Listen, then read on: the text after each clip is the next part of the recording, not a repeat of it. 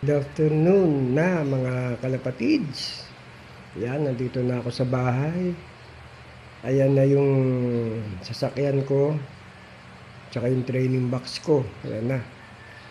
Medyo relax muna ako ngayon dahil ang layo talaga ng biyahe.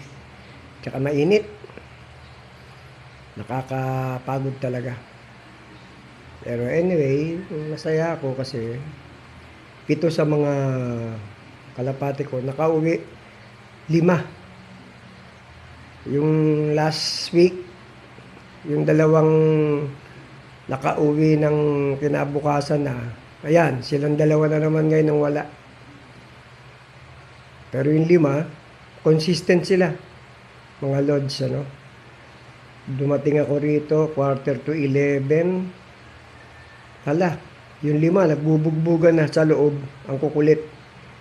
Maganda yung mga kalapati kasi malakas silang makarecover. Ang init nun ah. Pero nakarecover agad sila oh.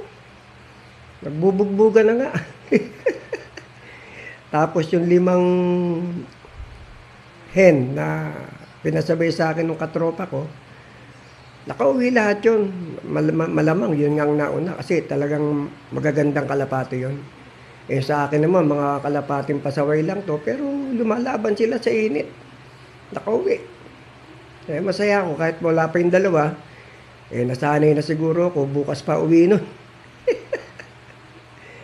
Hindi man ako makaakit sa taas, ang init eh. Oh. Ibibidyo ko sana yung mga nakabalik kong kalapate.